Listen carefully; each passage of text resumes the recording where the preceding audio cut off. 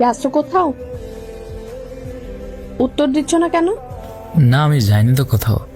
কই যাব? বাসায় বসে আমি টিভি দেখতেছি। কি করো তুমি জান? আমি লাঠি খুঁজতেছি একটা, যেটা দিয়ে পেটানো যাবে। আরে তুমি কার জন্য এসব করতে যাচ্ছ? কেউ কিছু কইলে আমাকে বলো, আমি দেখে নিচ্ছি। কেউ কয় নাই কিছু। তোমার যা যা প্রশ্ন করি উত্তর দাও। হ্যাঁ বলো জান। গেছো আজকে কোথাও?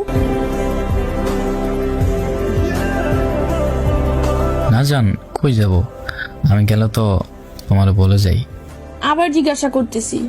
গেছিলাম ওই একটু মাঠে বসেছিলাম, আমি খেলিনি কিন্তু। পায়ে ব্যথা পাইছিস কেমনে? তোমার কে বলছে আমি ব্যথা পাইছি? তুমি আন্দাজে ঢিল মারতেছো। এমন একটা থাপ্পড় দেবো না, রং চায়ের মতো লাল হয়ে যাবে। আমি তোর আম্মুরে ফোন দিচ্ছি, আর এখনই তোর বাসায় আসতেছি। আমি আন্টির কাছে থাকবো। তোমার আসার প্রয়োজন নেই, আমি ডাক্তারের কাছে কি ওষুধ নিয়ে আসবো। আমার কথার উপর যেন একটা টু শব্দ পর্যন্ত না হয়, বলে রাখলাম। আচ্ছা ঠিক আছে, আসো, আন্টিকে বলে আইসো আমাদের বাসায় এসে খাইও। আমি বিরিয়ানি নিয়ে আসবো। আন্টি আমার হাতে বিরিয়ানি অনেক পছন্দ করে। হবু বৌমায়ের রান্না বলে কথা, ভালো তো লাগবেই।